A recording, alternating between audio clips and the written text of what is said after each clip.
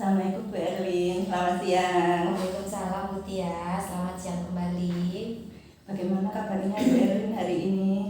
Alhamdulillah Bu, sehat. Bagaimana kabar Bu Tias? Alhamdulillah saya baik Bu Erlin. Bu Erlin, ini mau melakukan coaching ya? Iya Bu. Sebelum Bu Erlin nanti melakukan coaching, nanti saya akan mengamati atau mengobservasi kegiatan itu. Maka sebelumnya kita ngobrol dulu ya tentang rubrik penilaiannya. Baik Bu. Jadi nanti saya akan mengamati Ibu berkaitan dengan coaching yang dilakukan. Apakah sudah sesuai dengan alur Tirta atau belum? Kemudian sudah sesuai dengan prinsip coaching atau belum? Seperti itu ya Bu? Iya Bu. Baik, selanjutnya saya mau bertanya, apakah kepada kegiatan coaching nanti Ibu akan mengembangkan kompetensi inti coaching yang mana Bu? Baik, pada sesi coaching nanti yang akan saya jalankan, kompetensi yang ingin saya kembangkan yaitu pada kehadiran penuh, yaitu dalam artian present gitu Bung ya. Kemudian saya juga akan mendengarkan aktif dan juga saya berusaha menyampaikan pertanyaan-pertanyaan yang tajam dan berbobot Ibu. Oh gitu. Jadi nanti itu menerapkan kompetensi inti coaching ya. Kemudian untuk itu kompetensi inti yang bagian mana Bu yang ingin saya observasi nanti? Baik, saya membutuhkan observasi di bagian mendengarkan aktif dan menanyakan pertanyaan-pertanyaan berbobot itu tadi Bu. Oh gitu. Berarti nanti Bu Erlin akan ada dua kompetensi yang Ibu inginkan ya dari saya observer untuk mengamati. Benar Bu. Untuk indikator ketercapaian dari tujuan pengembangan yang diinginkan nanti seperti apa Bu? Saya menginginkan proses coaching yang akan saya lakukan nanti yaitu coach dapat menemukan sendiri dari solusi dari permasalahan-permasalahan yang beliau hadapi dan tentunya dari pertanyaan-pertanyaan saya juga bisa membantu coach untuk bisa menemukan solusinya itu Bu. Baik, jadi harapan Bu Erlin nanti dari observasi yang akan kita lakukan nanti apa Bu? Harapan saya coach dapat menemukan semua solusi dari permasalahan-permasalahan yang dapat membantunya dan bisa membantunya dengan pertanyaan-pertanyaan berbobot yang akan saya pancingkan kepada coach Ibu. Baik, kalau begitu Bu, selamat melakukan coaching dengan Pak Tova ya. Jangan lupa nanti Ibu menerapkan kompetensi coaching. Kemudian juga jangan lupa dengan prinsip coaching, juga kemitraan, kemudian dan proses kreatif serta memaksimalkan potensi yang dimiliki. Baik Bu. Selamat berkegiatan Bu Erlin. Baik, terima kasih Bu Tias. Assalamualaikum warahmatullahi wabarakatuh Bu Erlin. Waalaikumsalam warahmatullahi wabarakatuh Pak Tova. Bagaimana kabarnya Pak? Sehat Pak? Sehat, alhamdulillah Bu Erlin. Semoga Bu Erlin juga sehat walafiat. Amin.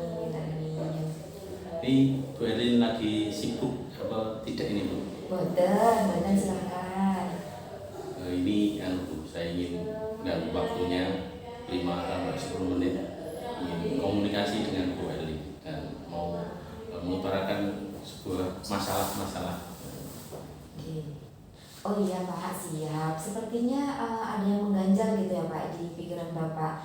Apakah ada masalah Pak? Akhir-akhir ini Bapak kelihatan kurang ceria seperti itu. Iya Bu Erlin, jadi di sekolah saya ini kan, saya ini waktu rapat komite, kemudian kepala sekolah dan wali murid itu kan membahas tentang adanya madrasah diniyah. Kemudian sudah saya programkan, terus saya jadwalkan kegiatan, tapi ya ini saya ini ada masalah. Yang pertama, anak-anak kelas 6 ini tidak mau melaksanakan kegiatan karena alasannya malas, kemudian nggak mau menghafalkan Al-Quran, kemudian di rumah lebih asik untuk main HP gitu.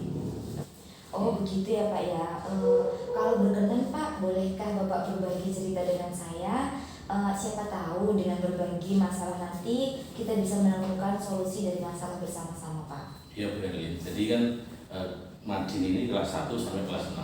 Kebetulan saya ini kan kelas 6. Nah, kelas saya ini malah yang tidak aktif di kegiatan Madin, sehingga ini menjadi beban bagi saya karena saya sudah ditugaskan sebagai kepala Madin. Saya sudah mau melakukan sebuah program kegiatan, sudah terjadwal, sudah saya konsep dan sudah berjalan. Namun kegiatan ini ada anak-anak yang tidak mau melaksanakan kegiatan itu. Itu Bu, yang menjadi permasalahan. Jadi kurang maksimal gitu Pak ini. Ya, jadi kegiatan saya ini kurang maksimal bagi saya karena sudah dikonsep, terus sudah dilaksanakan dengan baik, sudah terjadwal, tapi ini belum maksimal dalam pelaksanaan dalam kegiatan sehari. Hanya saja ini pelaksanaannya hanya hari Senin dan Selasa, sehingga tidak mengganggu pelajaran karena dilakukan setelah kegiatan pelajaran selesai. Berarti ada anak-anak yang masih tidak mau mengikuti kegiatan seperti itu Pak ya. Apa mereka tidak tahu jadwalnya atau seperti apa Pak? Iya Bu, jadi jadwal itu sudah saya pasang di setiap kelas. Kemudian waktu upacara hari Senin itu Pak Kepala Sekolah ya sudah menjelaskan dan memberikan wawasan bahwa hari Senin, Selasa ini adalah kegiatan Madin.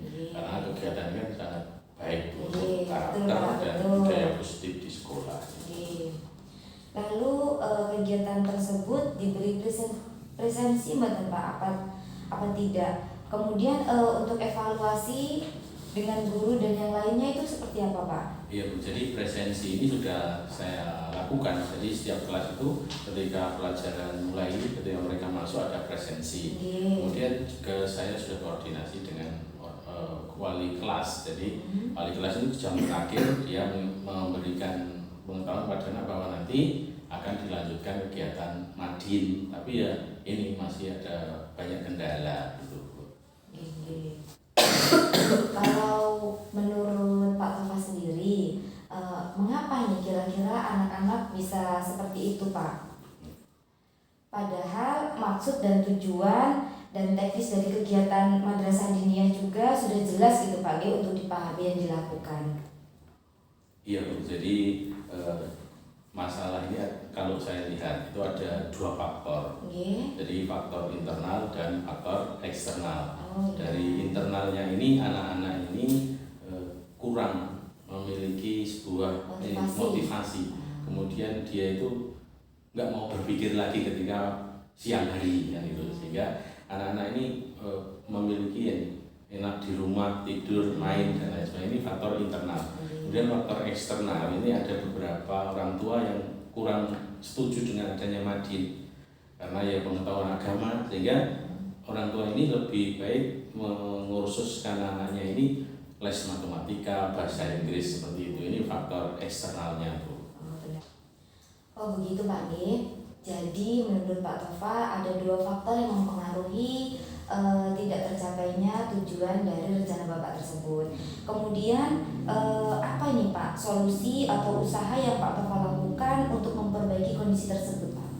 Iya Bu Erlin, jadi setelah mengetahui faktor internal dan eksternal, nanti faktor internalnya saya akan mengumpulkan anak-anak ini untuk motivasi sehingga tumbuh kesadaran dirinya untuk bagaimana dia itu aktif dalam kegiatan Madrasah Diniyah. Kemudian faktor eksternal dari orang tua, ini saya kerjasama dengan orang tua, dengan guru-guru lain untuk bagaimana orang tua yang belum mau ini memotivasi anak ini memotivasi dan memberikan semangat, dorongan sehingga anak ini nanti bisa aktif lagi di kegiatan Madin itu. Bagus sekali Pak Tova. Itu langkah yang sangat brilian sekali menurut saya. Kemudian apakah ada langkah lain yang ingin Bapak lakukan kecuali dua tadi itu Pak? Iya Bu Erlin, jadi saya punya rancangan nanti kegiatan pembelajaran ini kan sudah menjelang sore, anak keadaan capek, maka kegiatan ini akan dikemas dengan kegiatan pembelajaran yang menarik, menyenangkan dengan metode-metode baru. Dan nanti anak-anak ini bermain sambil belajar itu, karena usia SD ini kan bermain sambil belajar, mungkin menghafalkan dengan musik, dengan apa, nah ini sesuai kemampuan anak itu Bali. Bagus sekali Pak, karena kita juga menyesuaikan dengan zaman anak begitu Pak. Kemudian rencananya ini kapan Pak akan dilaksanakan? Kalau saya ini rencananya secepatnya Bu, minggu depan ini sudah akan saya konsep dan dilaksanakan, karena kegiatan Madin ini kan semakin cepat semakin baik karena untuk menumbuhkan karakter anak itu, Bu Erlin. Betul sekali Pak G. Jadi lebih cepat itu lebih baik, apalagi ini adalah kegiatan yang positif seperti itu Pak G. Semoga semua yang dilakukan oleh Pak Tofa nanti bisa berjalan dengan baik sesuai rencana Pak.